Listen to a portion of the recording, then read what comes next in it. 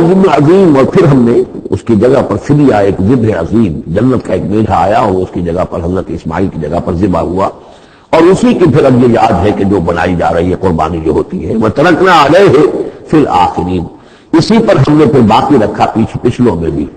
یعنی اس میں یہ بھی ہو سکتا ہے کہ پوری ملت ابراہیم مراد ہو، جیسے ملت نوح پر ہم نے باقی رکھا کچھ لوگوں کو جن میں سے حضرت ابراہیم بھی تھے، اور یہ بھی کہ اس قربانی کا خاص طور پر جو ہے اس کا ذکر کیا جا رہا ہو. سلام علی ابراہیم، سلام ابراہیم پر، کذالک نجزی المحسنین، اسی طرح ہم بدلہ دیتے ہیں اپنے محسن بندوں کو، انہ من عبادنا المؤمنین، یقیناً وہ ہمارے مومن بندوں میں سے تھے. وبشرناہ باسحاق نبیا من الصالحین، اور ہم نے بشارت دی انہیں اسحاق کی کہ جو انبیاء ہی کے زمرے میں سے ایک نبی ہوں گے. وبارکنا علیہ وعلی اسحاق، اور ہم نے اپنی برکتیں نازل فرمائی ان پر بھی اور اسحاق پر بھی علیہم الصلاۃ والسلام. ومن ذریتہما محسن وظالم لنفسہ مبین، اور ان کی اولاد میں سے نسل میں سے بہت نیکوکار بھی نکلے، بہت محسن بھی نکلے، لیکن یہ کہ ظالم لنفسہ مبین، صاف صاف اپنے نفس پر ظلم کرنے والے بھی نکلے، ہر طرح کے لوگ نکلے. وَلَقَدْ مَنَنَّا عَلَىٰ مُوسَىٰ وَهَارُونَ، یہ قصص النبیین کے انداز کی صورت ہے جو میں یہ اصطلاحات سے آپ کو واقف کرا چکا ہوں. وَلَقَدْ مَنَنَّا عَلَىٰ مُوسَىٰ وَهَارُونَ، اور اسی طرح ہم نے موسیٰ اور ہارون پر بھی احسان فرمایا. وَنَجَّيْنَاهُمَا وَقَوْمَهُمَا مِنَ الْكَرْبِ الْعَظِيمِ، اور ہم نے انہیں دونوں کو اور ان کی قوم کو کرب عظیم، اس بڑی کرب سے اور بڑے غم اور اردو سے نجات دلائی، نجات دی. وَنَصَرْنَاهُمْ فَكَانُوا هُمُ الْغَالِبِينَ، اور ہم نے ان کی مدد کی پھر وہی غالب ہوئے، یعنی ان کے سامنے ان کا دشمن جو ہے غرق ہوا. وَآتَيْنَاهُمُ الْكِتَابَ الْمُسْتَبِينَ، اور ہم نے ان دونوں کو وہ کتاب دی یعنی تورات کے جو بہت ہی واضح ہے، ہر چیز کو واضح کرنے والی. وَهَدَيْنَاهُمَ الصِّرَاطَ الْمُسْتَقِيمَ، اور ہم نے دونوں کو راستہ دکھایا، سیدھا راستہ صراط مستقیم کی ہدایت دی. وَتَرَكْنَا عَلَيْهِمَا فِي الْآخِرِينَ، اور اسی پر ہم نے باقی رکھا انہی کی ملت پر پچھلوں میں بھی. سلام علی موسیٰ وہارون، سلام موسیٰ پر بھی اور ہارون پر بھی. انا کذالک نجزی المحسنین انہما من عبادنا المؤمنین. وان الیاس لمن المرسلین، اور یقین الیاس بھی ہمارے رسولوں میں سے تھے، یہ حضرت ہارون کی نسل میں سے تھے. اور بک ایک شہر ہے باغ کا، بک اصل میں قرآن عبرانی زبان میں شہر کو کہتے تھے. مکہ، یہ مکہ جو تھا یہ بک، تو بال بک کا شہر. یہ تو یوں سمجھیے کہ اللہ کا گھر، اللہ کا شہر، اور یہ ایک بال کا بھی ایک شہر تھا. بال ان کا بہت بڑا معبود تھا، اور وہ سانڈ کی شکل میں اس کا بت بنتا تھا. وَإِنَّ إِلْيَاسَ لَمِنَ الْمُرْسَلِينَ إِذْ قَالَ لِقَوْمِهِ أَلَا تَتَّقُونَ، جبکہ انہوں نے اپنی قوم سے یہ کہا کہ تم تقوی اختیار نہیں کرتے، ڈرتے نہیں ہو. أَتَدْعُونَ بَالًا، تم پکارتے ہو بال کو. وَتَذَرُونَ أَحْسَنَ الْخَالِقِينَ، اور جو بہترین خالق ہے اس کو تم نے چھوڑ دیا ہے. اللہ ربکم، جو اللہ ہے تمہارا رب ہے، ورب آبائکم الاولین، اور تمہارے جو پچھلے آباء و اجداد تھے ان سب کا رب ہے. فکذبوہ فانہم لمحضرون، تو انہوں نے اس کو جھٹلا دیا، اور تو وہ سب کے سب جو ہیں وہ پکڑے ہوئے آئیں گے قیامت کے دن، گرفتار ہو کر حاضر کر دیے جائیں گے، محضر ہوں گے. الا عباد اللہ المخلصین، سوائے ان میں سے ان اللہ کے نیک بندوں کے کہ جن کو اللہ نے اپنے لیے خالص کر لیا تھا. وَتَرَكْنَا عَلَيْهِ فِي الْآخِرِينَ، اور ہم نے اسی پر پھر باقی رکھا پچھلوں میں بھی اسی ملت، اسی طریقے کا. یہ تسلسل چلا آ رہا ہے. إِنَّ هَٰذِهِ أُمَّتُكُمْ أُمَّةٌ وَاحِدَةٌ، یہ بات دو مرتبہ یہ آیت آ چکی ہے. سلام علی الیاسین انا کذالک نجزی المحسنین انہ من عبادنا المؤمنین. اب یہ جو بار بار آ رہی آیتیں میں ان کا ترجمہ نہیں کر رہا ہوں، اور بہت سادہ بھی ہیں کہ جن کے ترجمے کی ضرورت نہیں ہے.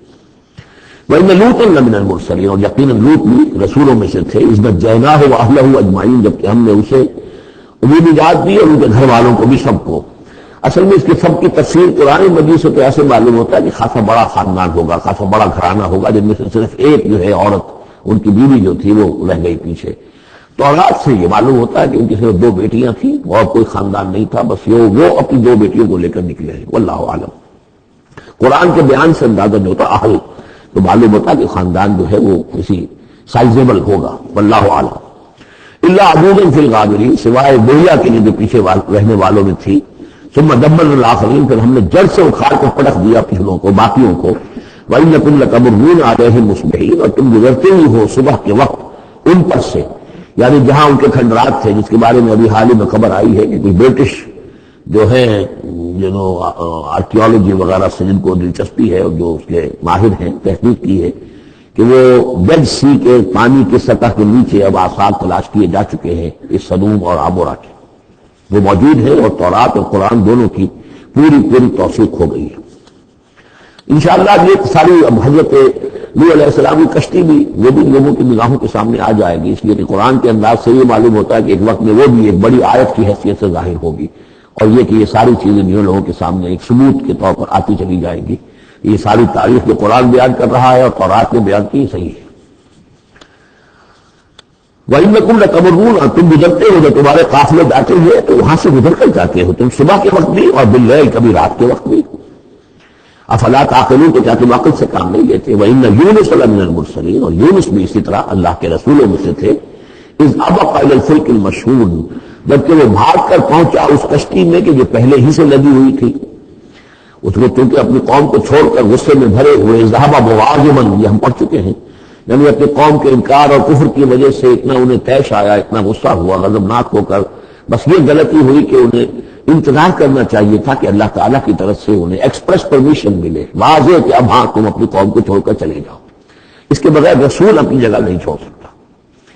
لیکن یہ کہ وہ اس وقت جو ان کے اندر حمیت حق تھی وہ اتنے جوش میں آئی کہ بس ایک بات کا سہو ہو گیا، خطا ہو گئی۔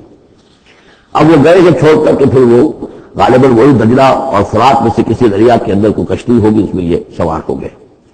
فَسَاهَمَ فَكَانَ مِنَ الْمُدْحَضِينَ، تو اس کشتی کا کوئی ڈولنے لگی، کوئی معلوم ہوا کہ ڈوب جائے گی، تو انہوں نے یہ کہا ان کے اپنے رواج کے مطابق، یا تو یہ کہ وزن کم کرنے کے اعتبار سے سوچا ہوگا کہ ایک آدمی کو تو یہاں سے اترنا ہوگا ورنہ پوری کشتی ڈوب جائے گی۔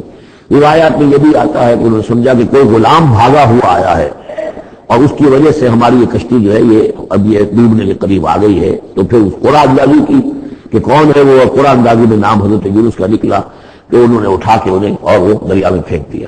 فساہما، انہوں نے کوڑا ڈالا، فکان من المدحضین، تو وہی ہوا جسے دھکیل دیا گیا دریا کے اندر۔ فالتقمہ الحوت، تو اسے نگل لیا مچھلی نے، کوئی ویل ہوگی بڑی مچھلی، اور آج کل تم آپ کو معلوم ہے جس سائز کی ہوتی ہے، وہو ملیم، اور وہ ملامت زدہ تھے اللہ کی طرف سے۔ اب ظاہر بات ہے کہ جو بھی خطا ہو جاتی ہے اور جتنی بڑی شخصیت ہوتی ہے اس کے بارے میں ان کی چھوٹی سی خطا کے اوپر بھی اللہ کا جو اظہار ہوتا ہے ناراضگی کا، وہ بہت سخت ہوتا ہے۔ جن کے رتبے ہے سوا، ان کی سوا مشکل ہے ان کے مقامات کے اعتبار سے۔ فلولا انہ کان من المسبحین، تو اگر نہ ہو تو وہ تسبیح کرنے والوں میں سے، لا الہ الا انت سبحانک انی کنت من الظالمین، وہ ہم پڑھ چکے ہیں آیت کریمہ۔ اس کا انہوں نے اس کشتی، اس مچھلی کا معاملہ اللہ نے ایسا خاص بھی رکھا ہوگا کہ کوئی اور ان کو جو ہے وہ ابھی ان کی موت وہاں واقع نہیں ہوئی، اس کے اندر گھٹن کی وجہ سے، اللہ کے اختیار میں سب کچھ ہے، اور وہ وہاں زندہ بھی رہے اور تسبیح کرتے رہے۔ فلبث فی بطنہ الی یوم یبعثون، للبث، تو وہ رہتا اگر وہ نہ ہوتا